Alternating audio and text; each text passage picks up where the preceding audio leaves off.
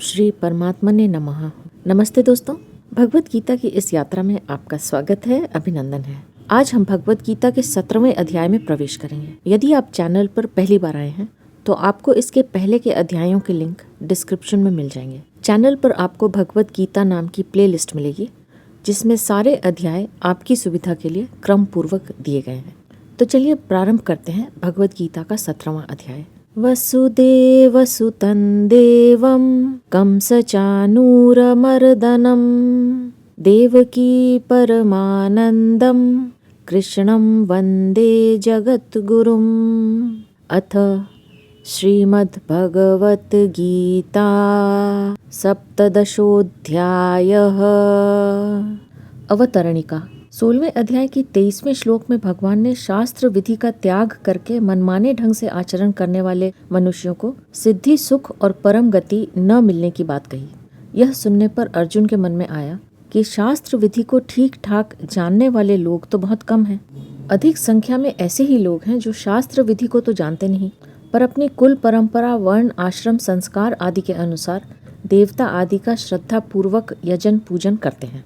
शास्त्र विधि का त्याग होने से ऐसे मनुष्यों की नीची यानी आसुरी स्थिति होनी चाहिए और श्रद्धा होने से ऊंची यानी दैवी स्थिति होनी चाहिए। इसलिए वास्तव में उनकी क्या स्थिति है, यह जानने के लिए अर्जुन भगवान से इस पहले श्लोक में प्रश्न करते हैं। अर्जुन उवाच ये शास्त्र विधिमुत्सृज्य यजन्ते श्रद्धयान्विताः तेषां निष्ठा तु का कृष्ण सत्वमाहो रजः तमः। अर्जुन बोले, हे कृष्ण, जो मनुष्य शास्त्र विधि का त्याग करके श्रद्धा पूर्वक देव आदि का पूजन करते हैं, उनकी निष्ठा फिर कौन सी है, सात्विकी है अथवा राजसी तामसी। यह 17वां अध्याय 16वें अध्याय के 23वें श्लोक पर चला है।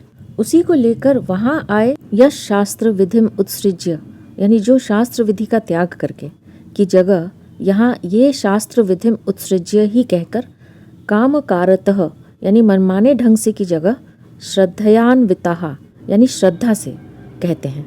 वर्तते यानी बर्ताव करता है की जगह यजन्ते यानी यजन करता है कहते हैं।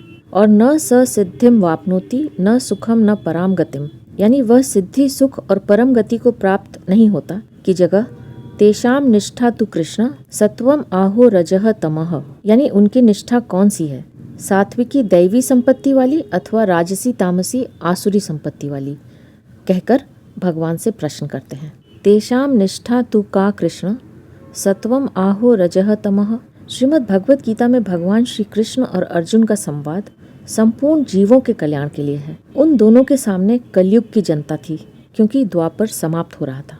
आगे आने वाले कलयुगी जीवों की तरफ दृष्टि रहने से अर्जुन पूछते हैं कि महाराज, जिन मनुष्यों का भाव बड़ा अच्छा है, श्रद्धा भक्ति भी है, पर शास्त्र विधि को जानते नहीं। शास्त्र विधि का त्याग 3 कारणों से होता है, एक अज्ञता से, दूसरा उपेक्षा से और तीसरा विरोध से।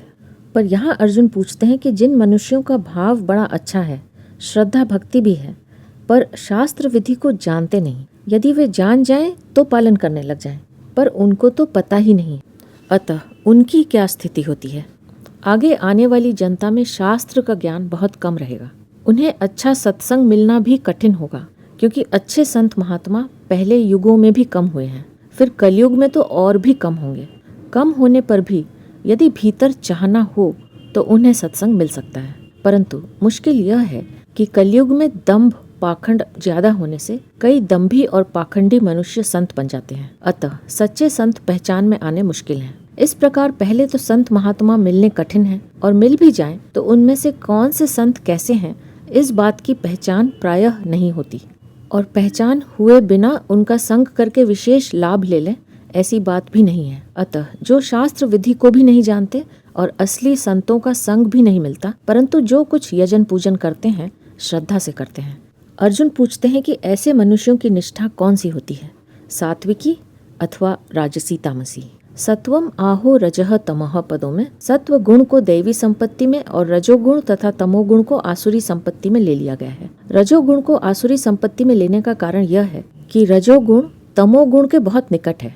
तमोगुण, रजोगुण और सत्वगुण तीनों गुणों में परस्पर 10 गुना अंतर है। जैसे 1 का 10 गुना 10 और 10 का 10 गुना 100 है, उसी तरह तमोगुण 1 से 10 गुना श्रेष्ठ रजोगुण 10 है और रजोगुण से 10 गुना श्रेष्ठ सत्वगुण 100 है। तात्पर्य है कि तमोगुण और रजोगुण पास पास में है, जबकि सत्वगुण दोनों से बहुत दूर है। गीता में कई जगह ऐसी बात आई है। जैसे दूसरे अध्याय के 62वें 63वें श्लोकों में काम अर्थात रजोगुण से क्रोध और क्रोध से मोह रूप तमोगुण का उत्पन्न होना बताया गया है। क्रोध का कारण रजोगुण है और क्रोध का कार्य तमोगुण है। ऐसे ही 18वें अध्याय के 27वें श्लोक में हिंसात्मक और शोकान्वित को रजोगुणी कर्ता का लक्षण बताया गया है और 18वें अध्याय के ही 25वें श्लोक में हिंसा को तामस कर्म का लक्षण और 35वें श्लोक में शोक को तामस धृति का लक्षण बताया गया है। इस प्रकार रजोगुण और तमोगुण के बहुत से लक्षण आपस में मिलते हैं। सात्विक भाव, आचरण और विचार दैवी संपत्ति के होते हैं और राजसी तामसी भाव, आचरण और विचार आसुरी संपत्ति के होते हैं। संपत्ति के अनुसार ही निष्ठा होती है, अर्थात मनुष्य के जैसे भाव, आचरण और विचार होते हैं, उन्हीं के अनुसार उनकी स्थिति निष्ठा होती है। स्थिति के अनुसार ही आगे गति होती है। अर्जुन भगवान से कह रहे हैं कि आप कहते हैं कि शास्त्र विधि का त्याग करके मनमाने ढंग से आचरण करने पर सिद्धि, सुख और परम गति नहीं मिलती, तो जब उनकी निष्ठा का ही पता नहीं, फिर उनकी गति का क्या पता लगे। इसलिए आप उनकी निष्ठा बताइए, जिससे पता लग जाए कि वे सात्विकी गति में जाने वाले हैं या राजसी तामसी गति में। कृष्ण का अर्थ है खींचने वाला, आकर्षित करने वाला। यहाँ कृष्ण संबोधन का तात्पर्य यह मालूम देता है कि आप ऐसे मनुष्यों को अंतिम समय में किस ओर खींचेंगे, उनको किस गति की तरफ ले जाएंगे। 6ठे अध्याय के 37वें श्लोक में भी अर्जुन ने गति विषयक प्रश्न में कृष्ण संबोधन दिया है। काम गतिम कृष्ण गच्छति। यहाँ भी अर्जुन का निष्ठा पूछने का तात्पर्य गति में ही है। मनुष्य को भगवान खींचते हैं या वह कर्मों के अनुसार स्वयं खींचा जाता है। वस्तुतः कर्मों के अनुसार ही फल मिलता है, पर कर्म फल के विधायक होने से भगवान का खींचना संपूर्ण फलों में होता है। तामसी कर्मों का फल नरक होगा तो भगवान नरकों की तरफ खींचेंगे। वास्तव में नरकों के द्वारा पापों का नाश करके प्रकारांतर से भगवान अपनी तरफ ही खींचते हैं। उनका किसी से भी वैर या द्वेष नहीं है। तभी तो आसुरी योनियों में जाने वालों के लिए भगवान कहते हैं कि वे मुझे प्राप्त न होकर अधोगति में चले गए। 16वें अध्याय का 20वां श्लोक। कारण कि उनका अधोगति में जाना भगवान को सुहाता नहीं है। इसलिए सात्विक मनुष्य हो, राजस मनुष्य हो या तामस मनुष्य हो, भगवान सबको अपनी तरफ ही खींचते हैं। इसी भाव से यहाँ कृष्ण संबोधन आया है। शास्त्र विधि को न जानने पर भी मनुष्य मात्र में किसी न किसी प्रकार की स्वभावजा श्रद्धा तो रहती ही है। उस श्रद्धा के भेद भगवान आगे के श्लोक में बताते हैं।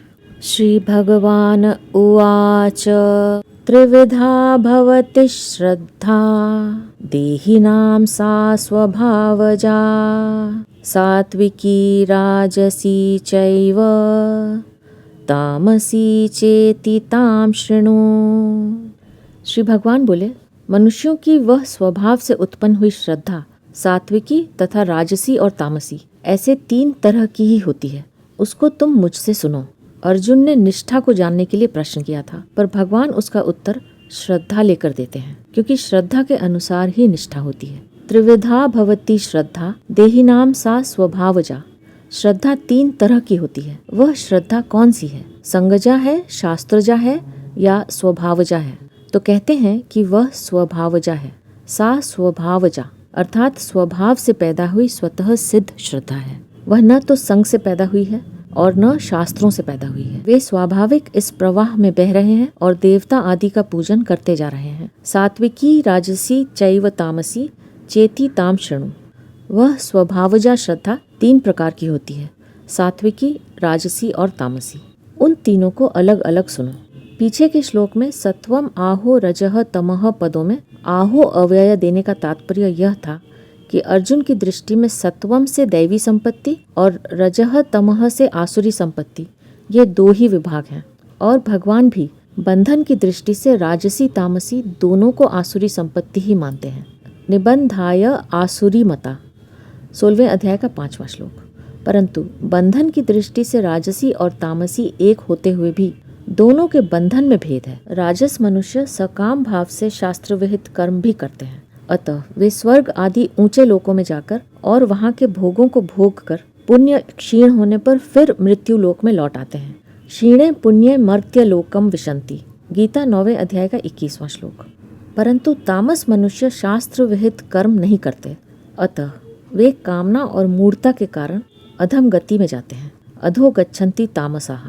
गीता 14वें अध्याय का 18वां श्लोक। इस प्रकार राजस और तामस दोनों ही मनुष्यों का बंधन बना रहता है। दोनों के बंधन में भेद की दृष्टि से ही भगवान आसुरी संपदा वालों की श्रद्धा के राजसी और तामसी दो भेद करते हैं और सात्विकी, राजसी तथा तामसी तीनों श्रद्धाओं को अलग अलग सुनने के लिए कहते हैं। श्लोक में वर्णित स्वभावजा श्रद्धा के 3 भेद क्यों होते हैं, इसे भगवान आगे के श्लोक में बताते हैं।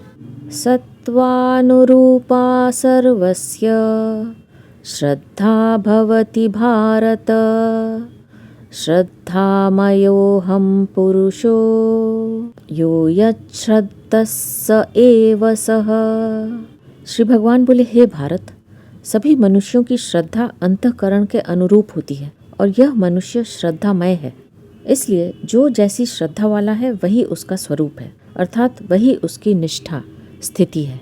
सत्वानुरूपा सर्वस्य श्रद्धा भवति भारत। पीछे के श्लोक में जिसे स्वभावजा कहा गया है उसी को यहाँ सत्वानुरूपा कहा है। सत्व नाम अंतःकरण का है। अंतःकरण के अनुरूप श्रद्धा होती है, अर्थात अंतःकरण जैसा होता है उसमें सात्विक, राजस या तामस जैसे संस्कार होते हैं वैसी ही श्रद्धा होती है। दूसरे श्लोक में जिनको देही नाम पद से कहा था उन्हीं को यहाँ सर्वस्य पद से कह रहे हैं। सर्वस्य पद का तात्पर्य है कि जो शास्त्र विधि को न जानते हों और देवता आदि का पूजन करते हों उन्हीं की नहीं, प्रत्युत जो शास्त्र विधि को जानते हो या न जानते हो, मानते हो या न मानते हो, अनुष्ठान करते हो या न करते हो, किसी जाति के, किसी वर्ण के, किसी आश्रम के, किसी देश के कोई व्यक्ति कैसे ही क्यों न हो, उन सभी की स्वाभाविक श्रद्धा 3 प्रकार की होती है। श्रद्धामयो यह पुरुषः, यह मनुष्य श्रद्धा प्रधान है, अर्थात जैसी उसकी श्रद्धा होगी वैसा ही उसका रूप होगा। उससे जो प्रवृत्ति होगी वह श्रद्धा को लेकर श्रद्धा के अनुसार ही होगी। यो यच्छ्रद्धस्स एव च, जो मनुष्य जैसी श्रद्धा वाला है वैसी ही उसकी निष्ठा होगी और उसके अनुसार ही उसकी गति होगी। उसका प्रत्येक भाव और क्रिया अंतःकरण की श्रद्धा के अनुसार ही होगा। जब तक वह संसार से संबंध रखेगा तब तक अंतःकरण के अनुरूप ही उसका स्वरूप होगा। यहाँ मार्मिक बात यह है कि मनुष्य की सांसारिक प्रवृत्ति संसार के पदार्थों को सच्चा मानने, देखने, सुनने और भोगने से होती है तथा पारमार्थिक प्रवृत्ति परमात्मा में श्रद्धा करने से होती है, जिसे हम अनुभव में नहीं जानते पर पूर्व के स्वाभाविक संस्कारों से, शास्त्रों से, संत महात्माओं से सुनकर पूज्य भाव सहित विश्वास कर लेते हैं। उसका नाम श्रद्धा है। श्रद्धा को लेकर ही आध्यात्मिक मार्ग में प्रवेश होता है। फिर चाहे वह मार्ग कर्मयोग का हो, चाहे ज्ञान योग का हो और चाहे भक्ति योग का हो। साध्य और साधन दोनों पर श्रद्धा हुए बिना आध्यात्मिक मार्ग में प्रगति नहीं होती। मनुष्य जीवन में श्रद्धा की बड़ी मुख्यता है। मनुष्य जैसी श्रद्धा वाला है वैसा ही उसका स्वरूप, उसकी निष्ठा है। यो यच्छ्रद्धस्स एव सः। गीता 17वें अध्याय का 3रा श्लोक। वह आज वैसा न दिखे तो भी क्या, पर समय पाकर वह वैसा बन ही जाएगा।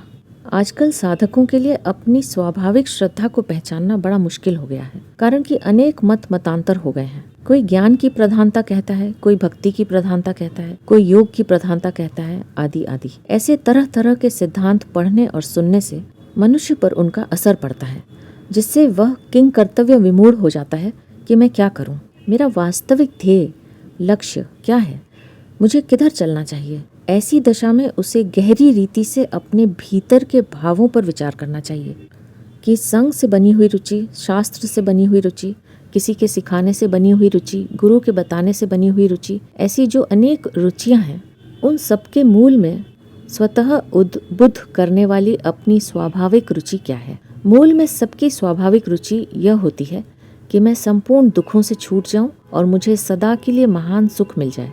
ऐसी रुचि हर एक प्राणी के भीतर रहती है। मनुष्यों में तो यह रुचि कुछ जागृत रहती है। उनमें पिछले जन्मों के जैसे संस्कार हैं और इस जन्म में वे जैसे माता पिता से पैदा हुए, जैसे वायुमंडल में रहे, जैसी उनको शिक्षा मिली, जैसे उनके सामने दृश्य आए और वे जो ईश्वर की बातें, परलोक तथा पुनर्जन्म की बातें, मुक्ति और बंधन की बातें, सत्संग और कुसंग की बातें सुनते रहते हैं, उन सबका उन पर अदृश्य रूप से असर पड़ता है।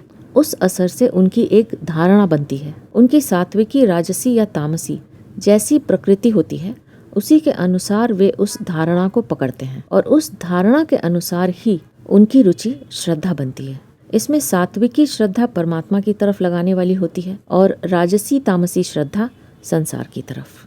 गीता में जहाँ कहीं सात्विकी का वर्णन हुआ है वह परमात्मा की तरफ ही लगाने वाली है। अतः सात्विकी श्रद्धा पारमार्थिक हुई और राजसी तामसी श्रद्धा सांसारिक हुई। अर्थात सात्विकी श्रद्धा दैवी संपत्ति हुई और राजसी तामसी श्रद्धा आसुरी संपत्ति हुई। दैवी संपत्ति को प्रकट करने और आसुरी संपत्ति का त्याग करने के उद्देश्य से 17वां अध्याय चला है। कारण कि कल्याण चाहने वाले मनुष्य के लिए सात्विकी श्रद्धा दैवी संपत्ति ग्राह्य है और राजसी तामसी श्रद्धा यानी आसुरी संपत्ति त्याज्य है। जो मनुष्य अपना कल्याण चाहता है उसकी श्रद्धा सात्विकी होती है। जो मनुष्य इस जन्म में तथा मरने के बाद भी सुख संपत्ति स्वर्ग आदि को चाहता है उसकी श्रद्धा राजसी होती है। और जो मनुष्य पशुओं की तरह मूर्ता पूर्वक केवल खाने पीने भोग भोगने तथा प्रमाद आलस्य निद्रा खेल कूद तमाशे आदि में लगा रहता है उसकी श्रद्धा तामसी होती है। सात्विकी श्रद्धा के लिए सबसे पहली बात है कि परमात्मा है। शास्त्रों से संत महात्माओं से गुरुजनों से सुनकर पूज्य भाव के सहित ऐसा विश्वास हो जाए कि परमात्मा है और उनको प्राप्त करना है। इसका नाम श्रद्धा है। ठीक श्रद्धा जहाँ होती है वहाँ प्रेम स्वतः हो जाता है। कारण कि जिस परमात्मा में श्रद्धा होती है उसी परमात्मा का अंश यह जीवात्मा है। अतः श्रद्धा होते ही यह परमात्मा की तरफ खींचता है। अभी यह परमात्मा से विमुख होकर जो संसार में लगा हुआ है वह भी संसार में श्रद्धा विश्वास होने से ही है, पर यह वास्तविक श्रद्धा नहीं है, प्रत्युत श्रद्धा का दुरुपयोग है। जैसे संसार में यह रुपयों पर विशेष श्रद्धा करता है कि इनसे सब कुछ मिल जाता है। यह श्रद्धा कैसे हुई? कारण कि बचपन में खाने और खेलने के पदार्थ पैसों से मिलते थे। ऐसा देखते देखते पैसों को ही मुख्य मान लिया और उसी में श्रद्धा कर ली, जिससे यह बहुत ही पतन की तरफ चला गया। यह सांसारिक श्रद्धा हुई। इससे ऊंची धार्मिक श्रद्धा होती है कि मैं अमुक वर्ण आश्रम आदि का हूँ, परंतु सबसे ऊंची श्रद्धा पारमार्थिक यानी परमात्मा को लेकर है। यही वास्तविक श्रद्धा है और इसी से कल्याण होता है। शास्त्रों में संत महात्माओं में तत्वज्ञ जीवन मुक्तों में जो श्रद्धा होती है वह भी पारमार्थिक श्रद्धा ही है। सांसारिक श्रद्धा में भोग की, धार्मिक श्रद्धा में भाव की और पारमार्थिक श्रद्धा में तत्व की प्रधानता है। जिनको शास्त्रों का ज्ञान नहीं है और संत महात्माओं का संग भी नहीं है, ऐसे मनुष्यों की भी पूर्व संस्कारों के कारण पारमार्थिक श्रद्धा हो सकती है। इसकी पहचान क्या है? इसकी पहचान यह है कि ऐसे मनुष्यों के भीतर स्वाभाविक यह भाव होता है कि ऐसी कोई महान चीज परमात्मा है जो दिखते नहीं है पर है अवश्य। ऐसे मनुष्यों को स्वाभाविक ही पारमार्थिक बातें बहुत प्रिय लगती हैं और वे स्वाभाविक ही यज्ञ दान तप तीर्थ व्रत सत्संग स्वाध्याय आदि शुभ कर्मों में प्रवृत्त होते हैं। यदि वे ऐसे कर्म न भी करें तो भी सात्विक आहार में स्वाभाविक रुचि होने से उनकी श्रद्धा की पहचान हो जाती है। मनुष्य पशु पक्षी लता वृक्ष आदि जितने भी स्थावर जंगम प्राणी हैं वे किसी न किसी को किसी न किसी अंश में अपने से बड़ा अवश्य मानते हैं और बड़ा मानकर उसका सहारा लेते हैं। मनुष्य पर जब आफत आती है तब वह किसी को अपने से बड़ा मानकर उसका सहारा लेता है। पशु पक्षी भी अपनी रक्षा चाहते हैं और भयभीत होने पर किसी का सहारा लेते हैं। लता भी किसी का सहारा लेकर ही ऊंची चढ़ती है। इस प्रकार जिसने किसी को बड़ा मानकर उसका सहारा लिया उसने वास्तव में ईश्वरवाद के सिद्धांत को स्वीकार कर ही लिया, चाहे वह ईश्वर को माने या न माने। इसलिए आयु विद्या गुण बुद्धि योग्यता सामर्थ्य पद अधिकार ऐश्वर्य आदि में से एक एक से बड़ा देखे तो बड़प्पन देखते देखते अंत में बड़प्पन की जहाँ समाप्ति हो वही ईश्वर है, क्योंकि बड़े से बड़ा ईश्वर है, उनसे बड़ा कोई है ही नहीं। पूर्वे शामपि गुरुहु काले नान वच्छेदात।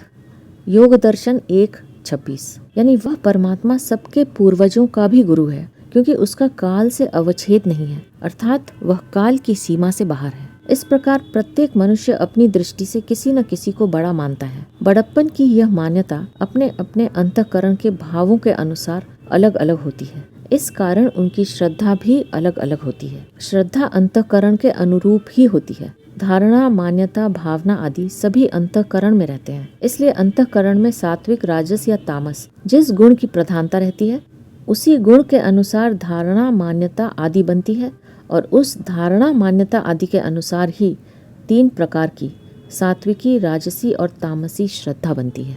सात्विक, राजस और तामस तीनों गुण सभी प्राणियों में रहते हैं। गीता 18वें अध्याय का 40वां श्लोक। उन प्राणियों में किसी में सत्व गुण की प्रधानता होती है, किसी में रजोगुण की प्रधानता होती है और किसी में तमोगुण की प्रधानता होती है। अतः यह नियम नहीं है कि सत्व गुण की प्रधानता वाले मनुष्य में रजोगुण और तमोगुण न आए, रजोगुण की प्रधानता वाले मनुष्य में सत्वगुण और तमोगुण न आए तथा तमोगुण की प्रधानता वाले मनुष्य में सत्वगुण और रजोगुण न आए। गीता 14वें अध्याय का 10वां श्लोक। कारण कि प्रकृति परिवर्तनशील है। प्रकर्षेण करणम इति प्रकृति ही, इसलिए प्रकृति जन्य गुणों में भी परिवर्तन होता रहता है। अतः एकमात्र परमात्मा प्राप्ति के उद्देश्य वाले साधक को चाहिए कि वह उन आने जाने वाले गुणों से अपना संबंध मानकर उनसे विचलित न हो। जीव मात्र परमात्मा का अंश है, इसलिए किसी मनुष्य में रजोगुण तमोगुण की प्रधानता देखकर उसे नीचा नहीं मान लेना चाहिए, क्योंकि कौन सा मनुष्य किस समय समुन्नत हो जाए इसका कुछ पता नहीं है। कारण कि परमात्मा का अंश स्वरूप तो सबका शुद्ध ही है। केवल संग, शास्त्र, विचार, वायुमंडल आदि को लेकर अंतःकरण में किसी एक गुण की प्रधानता हो जाती है। अर्थात जैसा संग, शास्त्र आदि मिलता है वैसा ही मनुष्य का अंतःकरण बन जाता है और उस अंतःकरण के अनुसार ही उसकी सात्विकी, राजसी या तामसी श्रद्धा बन जाती है।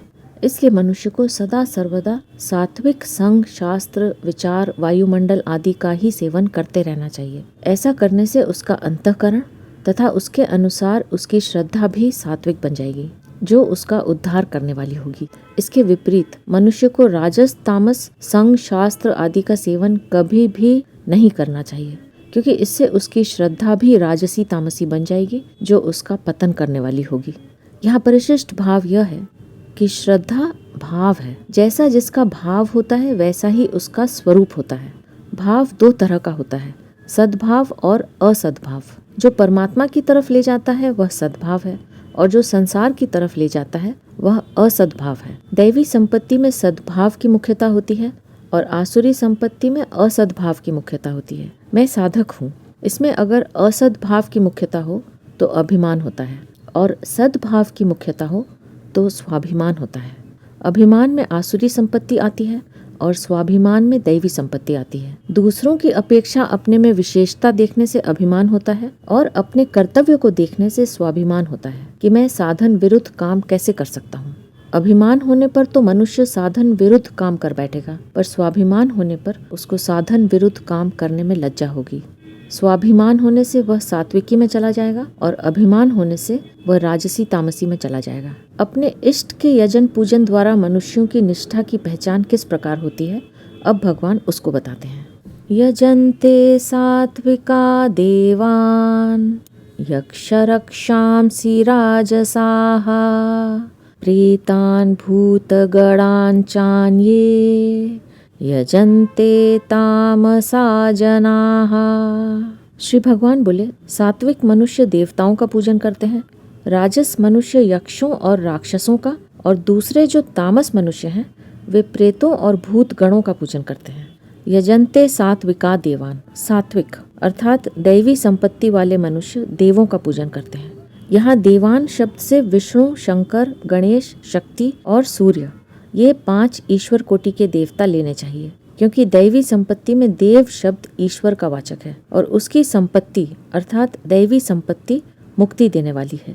दैवी संपद्वी मोक्षाया, 16वें अध्याय का 5वां श्लोक। वह दैवी संपत्ति जिनमें प्रकट होती है, उन दैवी संपत्ति वाले साधकों की स्वाभाविक श्रद्धा की पहचान बताने के लिए यहाँ यजन्ते सात्विका देवान पद आए हैं। ईश्वर कोटि के देवताओं में भी साधकों की श्रद्धा अलग अलग होती है। किसी की श्रद्धा भगवान विष्णु यानी राम, कृष्ण आदि में होती है, किसी की भगवान शंकर में होती है, किसी की भगवान गणेश जी में होती है, किसी की भगवती शक्ति में होती है और किसी की भगवान सूर्य में होती है। ईश्वर के जिस रूप में उनकी स्वाभाविक श्रद्धा होती है उसी का वे विशेषता से यजन पूजन करते हैं। 12 आदित्य, 8 वसु, 11 रुद्र और 2 अश्विनी कुमार, इन 33 प्रकार के शास्त्रोक्त देवताओं का निष्काम भाव से पूजन करना भी यजन्ते सात्विका देवान के अंतर्गत मानना चाहिए। यक्षरक शामसी राजसाः, राजस मनुष्य यक्षों और राक्षसों का पूजन करते हैं। यक्ष राक्षस भी देव योनि में है। यक्ष में धन के संग्रह की मुख्यता होती है और राक्षसों में दूसरों का नाश करने की मुख्यता होती है। अपनी कामना की पूर्ति के लिए और दूसरों का विनाश करने के लिए राजस मनुष्यों में यक्षों और राक्षसों का पूजन करने की प्रवृत्ति होती है। प्रेतान भूत गणान चान्ये यजन्ते तामसा जनाः। तामस मनुष्य प्रेतों और भूतों का पूजन करते हैं। जो मर गए हैं उन्हें प्रेत कहते हैं और जो भूत योनि में चले गए हैं उन्हें भूत कहते हैं। यहाँ प्रेत शब्द के अंतर्गत जो अपने पितर हैं उनको नहीं लेना चाहिए, क्योंकि जो अपना कर्तव्य समझकर निष्काम भाव से अपने अपने पितरों का पूजन करते हैं वे तामस नहीं कहलाएंगे, प्रत्युत सात्विक ही कहलाएंगे। अपने अपने पितरों के पूजन का भगवान ने निषेध नहीं किया है। पितृन यान्ते पितृव्रताः, गीता 9वें अध्याय का 25वां श्लोक। तात्पर्य है कि जो पितरों का सकाम भाव से पूजन करते हैं कि पितर हमारी रक्षा करेंगे, अथवा हम जैसे पिता पितामह आदि के लिए श्रद्धा तर्पण आदि करते हैं, ऐसे ही हमारी कुल परंपरा वाले भी हमारे लिए श्रद्धा तर्पण आदि करेंगे, ऐसे भाव से पूजन करने वाले पितरों को प्राप्त होते हैं। परंतु अपने माता पिता दादा दादी आदि पितरों का पूजन करने से पितरों को प्राप्त हो जाएंगे, यह बात नहीं है। जो पितृ ऋण के उऋण होना अपना कर्तव्य समझते हैं और इसलिए अपना कर्तव्य समझकर निष्काम भाव से पितरों का पूजन करते हैं, वे मनुष्य सात्विक हैं, राजस नहीं। पितृलोक को वे ही जाते हैं जो पितृव्रताः हैं, अर्थात जो पितरों को सर्वोपरि और अपना इष्ट मानते हैं तथा पितरों पर ही निष्ठा रखते हैं। ऐसे लोग पितृलोक को तो जा सकते हैं पर उससे आगे नहीं जा सकते। कुत्ते कौवे आदि को भी जो निष्काम भाव से रोटी देते हैं, शास्त्रों में ऐसा विधान है, उससे उनकी योनि प्राप्त नहीं होती, क्योंकि वह उनका इष्ट नहीं है। वे तो शास्त्र की आज्ञा के अनुसार चलते हैं। इसी प्रकार पितरों का श्रद्धा तर्पण आदि भी शास्त्र की आज्ञा के अनुसार निष्काम भाव पूर्वक करने से पितृयोनि प्राप्त नहीं हो जाती।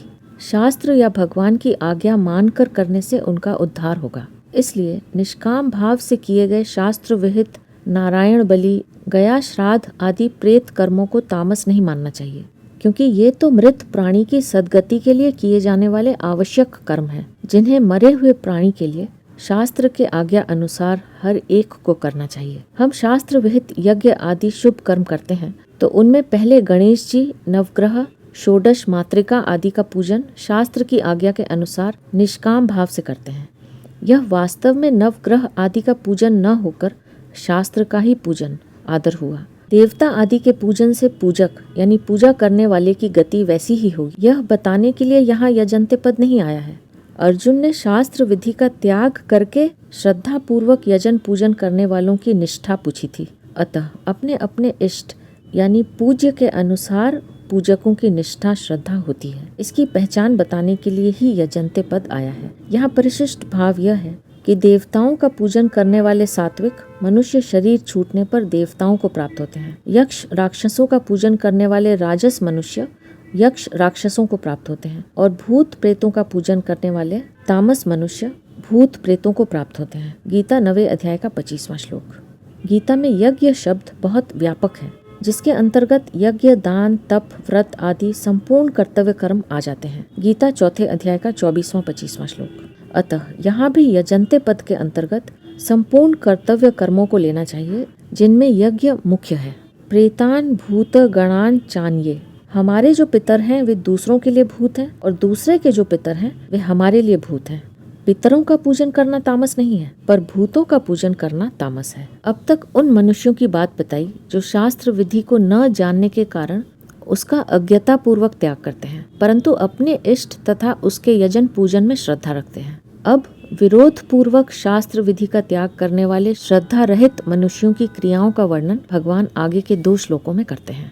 अशास्त्र विहितम घोरम तप्यन्ते ये तपो जनाः दम्भाहंकार संयुक्ताः कामराग बलान्विताः कर्ष्यन्तः शरीरस्थं भूतग्रामम् अचेतसः मां चैवान्तः शरीरस्थं तान् विद्यासुर निश्चयान्। श्री भगवान बोले, जो मनुष्य शास्त्र विधि से रहित घोर तप करते हैं, जो दंभ और अहंकार से अच्छी तरह युक्त हैं, जो भोग पदार्थ आसक्ति और हठ से युक्त हैं, जो शरीर में स्थित 5 भूतों को अर्थात 5 भौतिक शरीर को तथा अंतःकरण में स्थित मुझ परमात्मा को भी कृश करने वाले हैं, उन अज्ञानियों को तू आसुर निष्ठा वाले, आसुरी संपत्ति वाले समझ। अशास्त्र विहितम घोरम तप्यन्ते ये तपो जनाः। शास्त्रों में जिसका विधान नहीं है, प्रत्युत निषेध है, ऐसे घोर तप को करने में उनकी रुचि होती है। अर्थात उनकी रुचि सदा शास्त्र से विपरीत ही होती है। कारण कि तामसी बुद्धि होने से वे स्वयं तो शास्त्रों को जानते नहीं और दूसरा कोई बता भी दे तो वे न उसको मानना चाहते हैं तथा न वैसा करना ही चाहते हैं। गीता 18वें अध्याय का 32वां श्लोक। दंभाहंकार संयुक्ता। उनके भीतर यह बात गहरी बैठी हुई रहती है कि आज संसार में जितने भजन, ध्यान, स्वाध्याय आदि करते हैं वे सब दंभ करते हैं। दंभ के बिना दूसरा कुछ है ही नहीं, अतः वे खुद भी दंभ करते हैं। उनके भीतर अपनी बुद्धिमानी का, चतुराई का, जानकारी का अभिमान रहता है कि हम बड़े जानकार आदमी हैं, हम लोगों को समझा सकते हैं, उनको रास्ते पर ला सकते हैं। हम शास्त्रों की बातें क्यों सुने? हम कोई कम जानते हैं क्या? हमारी बातें सुनो तो तुम्हें पता चले। आदि आदि। काम राग बलान्विताः। काम शब्द भोग पदार्थ का वाचक है। उन पदार्थों में रंग जाना, तल्लीन हो जाना, एक रस हो जाना राग है, और उनको प्राप्त करने का अथवा उनको बनाए रखने का जो हठ, दुराग्रह है, वह बल है। इनसे वे सदा युक्त रहते हैं। उन आसुर स्वभाव वाले लोगों में यह भाव रहता है कि मनुष्य शरीर पाकर इन भोगों को नहीं भोगा तो ये मनुष्य शरीर पशु की तरह ही है। सांसारिक भोग सामग्री को मनुष्य ने प्राप्त नहीं किया तो फिर उसने क्या किया? मनुष्य शरीर पाकर मनचाही भोग सामग्री नहीं मिली तो फिर उसका जीवन ही व्यर्थ है। आदि आदि। इस प्रकार वे प्राप्त सामग्री को भोगने में सदा तल्लीन रहते हैं और धन संपत्ति आदि भोग सामग्री को प्राप्त करने के लिए हठ पूर्वक जिद से तप किया करते हैं। कर्ष्यंत शरीरस्थम भूतग्रामम। वे शरीर में स्थित 5 भूतों यानी पृथ्वी, जल, तेज, वायु और आकाश को कृश करते हैं, शरीर को सुखाते हैं और इसी को तप समझते हैं। शरीर को कष्ट दिए बिना तप नहीं होता, ऐसी उनकी स्वाभाविक धारणा रहती है। आगे 14वें, 15वें और 16वें श्लोक में जहाँ शरीर, वाणी और मन के तप का वर्णन हुआ है, वहाँ शरीर को कष्ट देने की बात नहीं है। वह तप बड़ी शांति से होता है, परंतु यहाँ जिस तप की बात है वह शास्त्र विरुद्ध घोर तप है और अविधि पूर्वक शरीर को कष्ट देकर किया जाता है। माम चैवांत शरीरस्थम। भगवान कहते हैं कि ऐसे लोग अंतःकरण में स्थित मुझ परमात्मा को भी कृश करते हैं, दुखी करते हैं। कैसे? वे मेरी आज्ञा, मेरे मत के अनुसार नहीं चलते, प्रत्युत उसके विपरीत चलते हैं। अर्जुन ने पूछा था कि वे कौन सी निष्ठा वाले हैं, सात्विक है कि राजस तामस, दैवी संपत्ति वाले हैं या आसुरी संपत्ति वाले? तो भगवान कहते हैं कि उनको आसुर निश्चय वाले समझो। तान विद्धि आसुर निश्चयान। यहाँ आसुर निश्चयान पद सामान्य आसुरी संपत्ति वाले का वाचक नहीं है, प्रत्युत उनमें भी जो अत्यंत नीच विशेष नास्तिक हैं उनका वाचक है। यहाँ विशेष बात यह है कि 4 श्लोक में शास्त्र विधि को न जानने वाले श्रद्धा युक्त मनुष्यों के द्वारा किए जाने वाले पूजन के लिए यजन्ते पद आया है, परंतु यहाँ शास्त्र विधि का त्याग करने वाले श्रद्धा रहित मनुष्यों के द्वारा किए जाने वाले पूजन के लिए तप्यन्ते पद आया है। इसका कारण यह है कि आसुर निश्चय वाले मनुष्यों की तप करने में ही पूज्य बुद्धि होती है, तप ही उनका यज्ञ होता है और वे मन गढ़ंत रीति से शरीर को कष्ट देने को ही तप मानते हैं। उनके तप का लक्षण है शरीर को सुखाना, कष्ट देना। वे तप को बहुत महत्व देते हैं, उसे बहुत अच्छा मानते हैं, परंतु भगवान को, शास्त्र को नहीं मानते। तप भी वही करते हैं जो शास्त्र के विरुद्ध है। बहुत ज्यादा भूखे रहना, कांटों पर सोना, उल्टे लटकना, एक पैर से खड़े होना, शास्त्र आज्ञा से विरुद्ध अग्नि तपना, अपने शरीर, मन, इंद्रियों को किसी तरह कष्ट पहुंचाना आदि, ये सब आसुर निश्चय वालों के तप होते हैं। 16वें अध्याय के 23वें श्लोक में शास्त्र विधि को जानते हुए भी उसकी उपेक्षा करके दान, सेवा, उपकार आदि शुभ कर्मों को करने की बात आई है, जो इतनी बुरी नहीं है, क्योंकि उनके दान आदि कर्म शास्त्र विधि युक्त तो नहीं है पर शास्त्र निषिद्ध भी नहीं है, परंतु यहाँ जो शास्त्रों में विहित नहीं है उनको ही श्रेष्ठ मानकर मनमाने ढंग से विपरीत कर्म करने की बात है। दोनों में फर्क क्या हुआ? 16वें अध्याय के 23वें श्लोक में कहे लोगों को सिद्धि, सुख और परम गति नहीं मिलेगी, अर्थात उनके नाम मात्र के शुभ कर्मों का पूरा फल नहीं मिलेगा, परंतु यहाँ कहे लोगों को तो नीच योनियां तथा नरकों की प्राप्ति होगी, क्योंकि इनमें दंभ, अभिमान आदि है। ये शास्त्रों को मानते भी नहीं, सुनते भी नहीं, और कोई सुनाना चाहे तो सुनना चाहते भी नहीं। 16वें अध्याय के 23वें श्लोक में शास्त्र का उपेक्षा पूर्वक त्याग है। इसी अध्याय के पहले श्लोक में शास्त्र का अज्ञता पूर्वक त्याग है, और यहाँ शास्त्र का विरोध पूर्वक त्याग है। आगे तामस यज्ञ आदि में भी शास्त्र की उपेक्षा है, परंतु यहाँ श्रद्धा, शास्त्र विधि, प्राणी समुदाय और भगवान, इन चारों के साथ विरोध है। ऐसा विरोध दूसरी जगह आए राजसी तामसी वर्णन में नहीं है। अगर कोई मनुष्य किसी प्रकार भी यजन न करे तो उसकी श्रद्धा कैसे पहचानी जाएगी? इसे बताने के लिए भगवान आहार की रुचि से आहारी की निष्ठा की पहचान का प्रकरण आरंभ करते हैं। आहारः त्वपि सर्वस्य त्रिविधो भवति प्रियः यज्ञः तपः तथा दानम् तेषां भेदम् इमं शृणु। श्री भगवान बोले, आहार भी सबको 3 प्रकार का प्रिय होता है, और वैसे ही यज्ञ, तप और दान भी 3 प्रकार के होते हैं। अर्थात शास्त्रीय कर्मों में भी गुणों को लेकर 3 प्रकार की रुचि होती है। तो उनके इस भेद को सुन। आहारः त्वपि सर्वस्य त्रिविधो भवति प्रियः। चौथे श्लोक में भगवान ने अर्जुन के प्रश्न के अनुसार मनुष्यों की निष्ठा की परीक्षा के लिए सात्विक, राजस और तामस 3 तरह के यजन बताए। परंतु जिसकी श्रद्धा, रुचि, प्रियता यजन पूजन में नहीं है, उनकी निष्ठा की पहचान कैसे हो? इसके लिए बताया कि जिनकी यजन पूजन में श्रद्धा नहीं है, ऐसे मनुष्यों को भी शरीर निर्वाह के लिए भोजन तो करना ही पड़ता है, चाहे वे नास्तिक हों, चाहे आस्तिक हों, चाहे वैदिक अथवा ईसाई, पारसी, यहूदी, यवन आदि किसी संप्रदाय के हों। उन सबके लिए यहाँ आहारः त्वपि पद देकर कहा है कि निष्ठा की पहचान के लिए केवल यजन पूजन ही नहीं, प्रत्युत भोजन की रुचि से ही उनकी निष्ठा की पहचान हो जाएगी। मनुष्य का मन स्वाभाविक ही जिन भोजन में ललचाता है, अर्थात जिस भोजन की बात सुनकर, उसे देखकर, उसे चखकर मन आकृष्ट होता है, उसके अनुसार उसकी सात्विकी, राजसी और तामसी निष्ठा मानी जाती है। यहाँ कोई ऐसा भी कह सकता है कि सात्विक, राजस और तामस आहार कैसा कैसा होता है, इसे बताने के लिए यह प्रकरण आया है। स्थूल दृष्टि से देखने पर तो ऐसा ही दिखता है, परंतु विचार पूर्वक गहराई से देखने पर यह बात दिखती नहीं। वास्तव में यहाँ आहार का वर्णन नहीं है, प्रत्युत आहारी की रुचि का वर्णन है। अतः आहारी की श्रद्धा की पहचान कैसे हो, यह बताने के लिए ही यह प्रकरण आया है। यहाँ सर्वस्य और प्रियः पद यह बताने के लिए आए हैं कि सामान्य रूप से संपूर्ण मनुष्यों में एक एक की किस किस भोजन में रुचि होती है, जिससे उसकी सात्विकी, राजसी और तामसी निष्ठा की पहचान हो।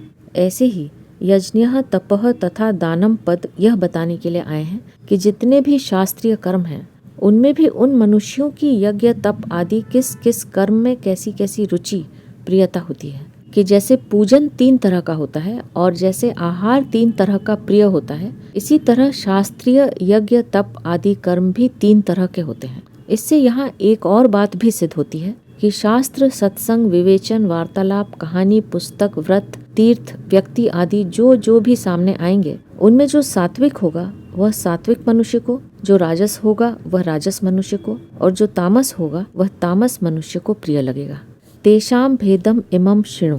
यज्ञ, तप और दान के भेद सुनो, अर्थात मनुष्य की स्वाभाविक रुचि, प्रवृत्ति और प्रसन्नता किस किस में होती है उसको तुम सुनो। जैसे अपनी रुचि के अनुसार कोई ब्राह्मण को दान देना पसंद करता है, तो कोई अन्य साधारण मनुष्य को दान देना ही पसंद करता है। कोई शुद्ध आचरण वाले व्यक्तियों के साथ मित्रता करते हैं, तो कोई जिनका खान पान, आचरण आदि शुद्ध नहीं है, ऐसे मनुष्यों के साथ ही मित्रता करते हैं, आदि आदि। जिस प्रकार पशुओं में हरिण हरिणों के साथ, गाय गायों के साथ, घोड़े घोड़ों के साथ ही चलते फिरते हैं, उसी प्रकार मनुष्यों में भी मूर्ख मूर्खों के साथ और विद्वान विद्वानों के साथ मित्रता आदि का व्यवहार करते हैं, क्योंकि मित्रता समान स्वभाव, समान आचरण आदि में ही होती है। पंचतंत्र मित्र भेद 305। तात्पर्य यह है कि सात्विक मनुष्यों की रुचि सात्विक खान पान, रहन सहन, कार्य, समाज, व्यक्ति आदि में होती है और उन्हीं का संग करना उनको अच्छा लगता है। राजस मनुष्यों की रुचि राजस खान पान, रहन सहन, कार्य, समाज, व्यक्ति आदि में होती है और उन्हीं का संग उनको अच्छा लगता है। तामस मनुष्यों की रुचि तामस खान पान, रहन सहन आदि में तथा शास्त्र निषिद्ध आचरण करने वाले नीच मनुष्यों के साथ उठने बैठने, खाने पीने, बातचीत करने, साथ रहने, मित्रता करने आदि में होती है और उन्हीं का संग उनको अच्छा लगता है। तथा वैसे ही आचरणों में उनकी प्रवृत्ति होती है। यहाँ परिशिष्ट भाव यह है कि मनुष्य के द्वारा स्वभाव से होने वाली क्रियाएं दो प्रकार की होती हैं, व्यावहारिक और शास्त्रीय। यहाँ आहार के अंतर्गत व्यावहारिक यानी खान पान रहन सहन आदि और यज्ञ तप दान के अंतर्गत शास्त्रीय क्रियाओं को समझना चाहिए। आयु सत्व बलारोग्य सुख प्रीति विवर्धनाः रस्या स्निग्धा स्थिरा हृद्या आहारा सात्विक प्रियाः। श्री भगवान बोले, आयु सत्व गुण बल आरोग्य सुख और प्रसन्नता बढ़ाने वाले, स्थिर रहने वाले, हृदय को शक्ति देने वाले, रस युक्त तथा चिकने ऐसे आहार अर्थात भोजन करने वाले पदार्थ सात्विक मनुष्य को प्रिय होते हैं। आयुहु जिन आहारों के करने से मनुष्य की आयु बढ़ती है। सत्वम सत्व गुण बढ़ता है। बलम शरीर मन बुद्धि आदि में सात्विक बल एवं उत्साह पैदा होता है। आरोग्य शरीर में निरोगता बढ़ती है। सुखम सुख शांति प्राप्त होती है। और प्रीतिव विवर्धनाः जिनको देखने से ही प्रीति पैदा होती है, वे अच्छे लगते हैं। इस प्रकार के स्थिराः जो गरिष्ठ नहीं है और जिनका सार बहुत दिन तक शरीर में शक्ति देता रहता है। हृदयाः हृदय फेफड़े आदि को शक्ति देने वाले तथा बुद्धि आदि में सौम्य भाव लाने वाले। रसयाः फल दूध खाड़ आदि रस युक्त पदार्थ। स्निग्धाः घी मक्खन बादाम काजू किशमिश सात्विक पदार्थों से निकले हुए तेल आदि स्नेह युक्त भोजन के पदार्थ जो अच्छे पके हुए तथा ताजे हों। आहारा सात्विक प्रियाः ऐसे भोजन के पदार्थ भोज्य पेय लेह्य और चोष्य सात्विक मनुष्य को प्यारे लगते हैं। अतः ऐसे आहार में रुचि होने से उसकी पहचान हो जाती है कि यह मनुष्य सात्विक है। कट्वम लवणात्युष्ण तीक्ष्ण रूक्ष विदाहिनः आहारा राजस्येष्टा दुख शोकामय प्रदाः।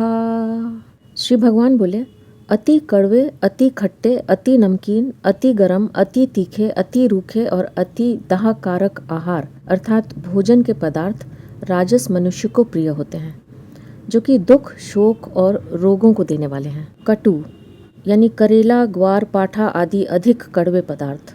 अम्ल यानी इमली अमचूर नींबू छाछ सड़न पैदा करके बनाया गया सिरका आदि अधिक खट्टे पदार्थ। लवणम अधिक नमक वाले पदार्थ। अत्युष्णम यानी जिनसे भाप निकल रही हो ऐसे अत्यंत गरम गरम पदार्थ। तीक्ष्णम जिनको खाने से नाक आँख मुंह और सिर से पानी आने लगे ऐसे लाल मिर्च आदि अधिक तीखे पदार्थ। रूक्षम जिनमें घी आदि का संबंध नहीं है ऐसे भुने हुए चने सतुआ आदि अधिक रूखे पदार्थ। और विदाहिनः यानी राई आदि अधिक दाहकारक पदार्थ। राई को 2-3 घंटे छाछ में भिगो कर रखा जाए तो उसमें एक खमीर पैदा होता है जो बहुत दाहकारक होता है। आहारा राजस्येष्टाः इस प्रकार के भोजन के भोज्य पेय लेह्य और चोष्य पदार्थ राजस मनुष्य को प्यारे होते हैं। इससे उसकी निष्ठा की पहचान हो जाती है। दुख शोकामय प्रदाः परंतु ऐसे पदार्थ परिणाम में दुख शोक और रोगों को देने वाले हैं। खट्टा तीखा और दाहकारक भोजन करते समय मुख आदि में जो जलन होती है यह दुख है। भोजन करने के बाद मन में प्रसन्नता नहीं होती, प्रत्युत स्वाभाविक चिंता रहती है, यह शोक है। ऐसे भोजन से शरीर में प्रायः रोग होते हैं। यात यामं गत रसम पूतिः पर्युषितं च यत् उच्छिष्टम् अपि चामेध्यं भोजनम तामस प्रियम। श्री भगवान बोले, जो भोजन सड़ा हुआ रस रहित दुर्गंधित बासी और जूठा है तथा जो महान अपवित्र मांस आदि भी है वह तामस मनुष्य को प्रिय होता है। यात यामम पकने के लिए जिनको पूरा समय प्राप्त नहीं हुआ है ऐसे अधपके या उचित समय से अधिक पके हुए अथवा जिनका समय बीत गया है ऐसे बिना ऋतु के पैदा किए हुए एवं ऋतु चली जाने पर फ्रिज आदि की सहायता से रखे हुए साग फल आदि भोजन के पदार्थ। गत रसम धूप आदि से जिनका स्वाभाविक रस सूख गया है अथवा मशीन आदि से जिनका सार खींच लिया गया है ऐसे दूध फल आदि। पूति सड़न से पैदा की गई मदिरा और स्वाभाविक दुर्गंध वाले प्याज लहसुन आदि। मदिरा पान करने वाले को शास्त्रों में महापापी कहा गया है। स्तेनो हिरणस्य सुराम पिबंश्च गुरोहो तल्पम मावसम ब्रह्मः चैते पतंती चत्वारः पंचम चाचरम तैरिति। छांदोग्य उपनिषद 5:10-9। अर्थात स्वर्ण की चोरी करने वाला, मदिरा शराब पीने वाला, गुरु पत्नी गमन करने वाला, ब्राह्मण की हत्या करने वाला, ये चारों महापापी हैं और इनका संग करने वाला पांचवा भी महापापी है। इससे सिद्ध होता है कि मदिरा पान सर्वथा निंदनीय है, मांसाहार से भी अधिक निंदनीय और पतन करने वाला है। गंगा जी सबको शुद्ध करने वाली है, परंतु यदि गंगा जी में मदिरा का पात्र डाल दिया जाए तो वह शुद्ध नहीं होता। जब मदिरा का पात्र भी जिसमें मदिरा डाली जाती है इतना अशुद्ध हो जाता है, तब मदिरा पीने वाला कितना अशुद्ध हो जाता होगा, इसका कोई ठिकाना नहीं है। मदिरा के निर्माण में असंख्य जीवों की हत्या होती है। मदिरा पान से होने वाली सबसे भयंकर हानि यह है कि इससे अंतःकरण में रहने वाले धर्म के अंकुर नष्ट हो जाते हैं। तात्पर्य है कि मनुष्य के भीतर जो धार्मिक भावनाएं रहती हैं, धर्म की रुचि, संस्कार रहते हैं, उनको मदिरापान नष्ट कर देता है। इससे मनुष्य महान पतन की तरफ चला जाता है। पर्युष्यतम, जल और नमक मिलाकर बनाए हुए साग, रोटी आदि पदार्थ रात बीतने पर बासी कहलाते हैं, परंतु केवल शुद्ध दूध, घी, चीनी आदि से बनाए हुए अथवा अग्नि पर पकाए हुए पेड़ा, जलेबी, लड्डू आदि जो पदार्थ हैं, उनमें जब तक विकृति नहीं आती तब तक वे बासी नहीं माने जाते। ज्यादा समय रहने पर उनमें विकृति यानी दुर्गंध आदि पैदा होने से वे भी बासी कहे जाएंगे। उच्छिष्टम, भुक्तावशेष अर्थात भोजन के बाद पात्र में बचा हुआ अथवा जूठा हाथ लगा हुआ और जिसको गाय, बिल्ली, कुत्ता, कौवा आदि पशु पक्षी देख लें, सूंघ लें या खा लें, वह सब जूठन माना जाता है। अमेध्यम, रज वीर्य से पैदा हुए मांस, मछली, अंडा आदि महान अपवित्र पदार्थ हैं जो मुर्दा हैं और जिनको छूने मात्र से स्नान करना पड़ता है। यहाँ तामस भोजन में अमेध्य शब्द का प्रयोग करके भगवान मानो इन चीज़ों का नाम भी नहीं लेना चाहते। अपिच, इन अवयवों के प्रयोग से उन सब पदार्थों को ले लेना चाहिए जो शास्त्र निषिद्ध हैं। जिस वर्ण आश्रम के लिए जिन जिन पदार्थों का निषेध है, उस वर्ण आश्रम के लिए उन पदार्थों को निषिद्ध माना गया है, जैसे मसूर दाल, गाजर, शलगम आदि। भोजनम तामस प्रियम, ऐसा भोजन तामस मनुष्य को प्रिय लगता है। इससे उसकी निष्ठा की पहचान हो जाती है। यहाँ बताए गए भोजनों में से सात्विक भोजन भी अगर राग पूर्वक खाया जाए तो वह राजस हो जाता है, और लोलुपतावश अधिक खाया जाए जिससे अजीर्ण आदि हो जाए तो वह तामस हो जाता है। ऐसे ही भिक्षुक को विधि से प्राप्त भिक्षा आदि में रूखा, सूखा, तीखा और बासी भोजन प्राप्त हो जाए तो वह राजस तामस है, पर वह उसको भगवान के भोग लगाकर भगवान नाम लेते हुए स्वल्प मात्र में खाए तो वह भोजन भी भाव और त्याग की दृष्टि से सात्विक हो जाता है। स्वल्प मात्र में खाने का तात्पर्य यह है कि भोजन करने के बाद पेट याद न आए, क्योंकि पेट दो कारणों से याद आता है, अधिक खाने पर और बहुत कम खाने पर। प्रकरण संबंधी विशेष बात। 4 श्लोकों के इस प्रकरण में 3 तरह के सात्विक, राजस और तामस आहार का वर्णन दिखता है, परंतु वास्तव में यहाँ आहार का प्रसंग नहीं है, प्रत्युत आहारी की रुचि का प्रसंग है। इसलिए यहाँ आहारी की रुचि का ही वर्णन हुआ है। इनमें ये युक्तियाँ दी जा सकती हैं। पहली, 16वें अध्याय के 23वें श्लोक में आए यश शास्त्र विधिम उत्सृज्य वर्तते कामकारतः पदों को लेकर अर्जुन ने प्रश्न किया कि मनमाने ढंग से श्रद्धा पूर्वक काम करने वालों की निष्ठा की पहचान कैसे हो। तो भगवान ने इस अध्याय के दूसरे श्लोक में श्रद्धा के 3 भेद बताकर तीसरे श्लोक में सर्वस्व पद से मनुष्य मात्र की अंतःकरण के अनुरूप श्रद्धा बताई और चौथे श्लोक में पूज्य के अनुसार पूजक की निष्ठा की पहचान बताई। 7वें श्लोक में उसी सर्वस्व पद का प्रयोग करके भगवान यह बताते हैं कि मनुष्य मात्र को अपनी अपनी रुचि के अनुसार 3 तरह का भोजन प्रिय होता है। आहारः त्वपि सर्वस्य त्रिविधो भवति प्रियः। उस प्रियता से ही मनुष्य की निष्ठा, स्थिति की पहचान हो जाएगी। प्रियः शब्द केवल 7वें श्लोक में ही नहीं आया है, प्रत्युत 8वें श्लोक में सात्विक प्रियः, 9वें श्लोक में राजस येष्टः और 10वें श्लोक में तामस प्रियम में भी प्रिय और इष्ट शब्द आए हैं जो रुचि के वाचक हैं। यदि यहाँ आहार का वर्णन होता तो भगवान प्रिय और इष्ट शब्दों का प्रयोग न करके ये सात्विक आहार है, ये राजस आहार है, ये तामस आहार है, ऐसे पदों का प्रयोग करते। दूसरी प्रबल युक्ति यह है कि सात्विक आहार में पहले आयु, सत्व, बल, आरोग्य, सुख, प्रीति, विवर्धनाः पदों से भोजन का फल बताकर बाद में भोजन के पदार्थों का वर्णन किया। कारण कि सात्विक मनुष्य भोजन करने आदि किसी भी कार्य में विचार पूर्वक प्रवृत्त होता है, तो उसकी दृष्टि सबसे पहले उसके परिणाम पर जाती है। रागी होने से राजस मनुष्य की दृष्टि सबसे पहले भोजन पर ही जाती है। इसलिए राजस आहार के वर्णन में पहले भोजन के पदार्थों का वर्णन करके बाद में दुख शोका मय प्रदाह पद से उसका फल बताया है। तात्पर्य यह है कि राजस मनुष्य अगर आरंभ में ही भोजन के परिणाम पर विचार करेगा तो फिर उसे राजस भोजन करने में हिचकिचाहट होगी, क्योंकि परिणाम में मुझे दुख शोक और राग हो जाए ऐसा कोई मनुष्य नहीं चाहता।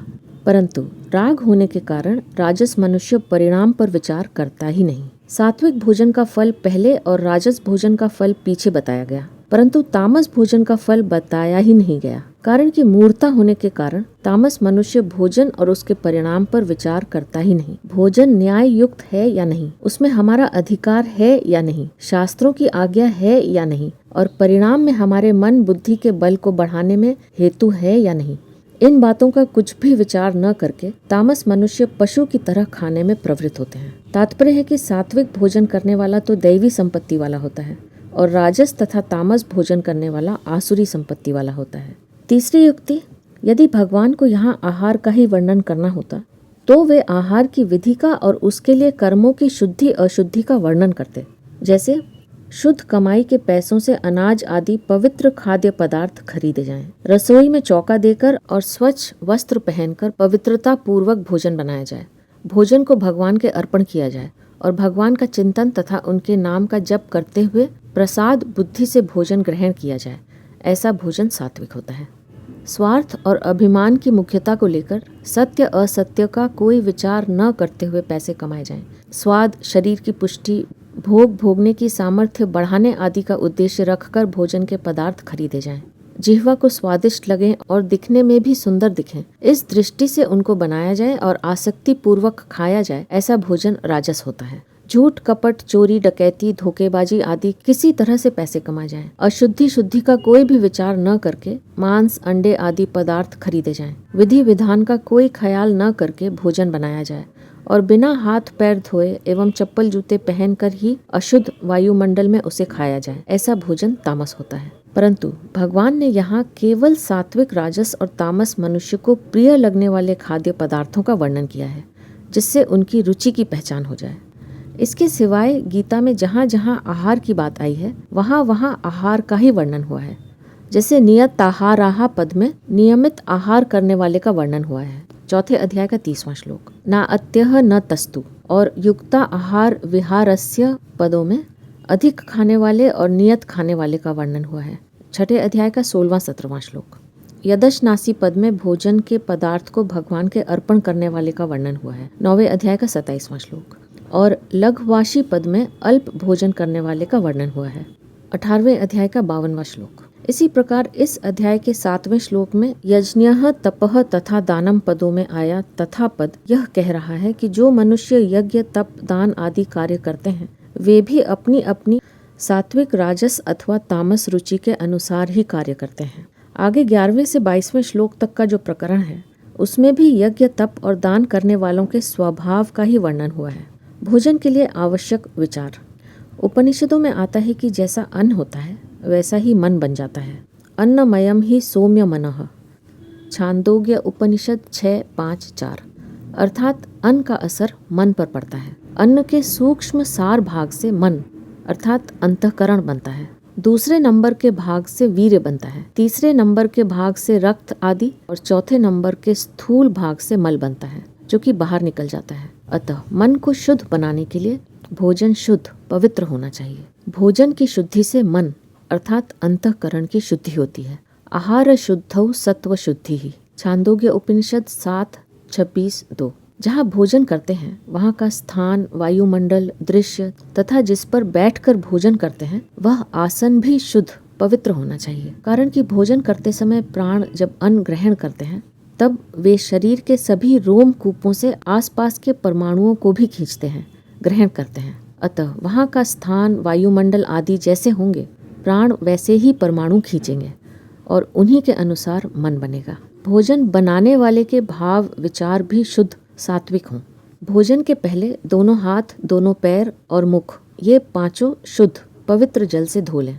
फिर पूर्व या उत्तर की तरफ मुख करके शुद्ध आसन पर बैठकर भोजन की सब चीजों को पत्रम पुष्पम फलम तोयम यो में भक्त्या प्रयच्छति तदहम भक्त्युपहृतम अश्मानिफ प्रयतात्मनः। गीता 9वें अध्याय का 26वां श्लोक। यह श्लोक पढ़कर भगवान के अर्पण कर दें। अर्पण के बाद दाएं हाथ में जल लेकर ब्रह्मार्पणम ब्रह्म हविहि ब्रह्माग्नौ ब्रह्मणाहुतम ब्रह्मैव तेन गंतव्यम ब्रह्म कर्म समाधिना। गीता 4थे अध्याय का 24वां श्लोक। यह श्लोक पढ़कर आचमन करें और भोजन का पहला ग्रास भगवान का नाम लेकर ही मुख में डालें।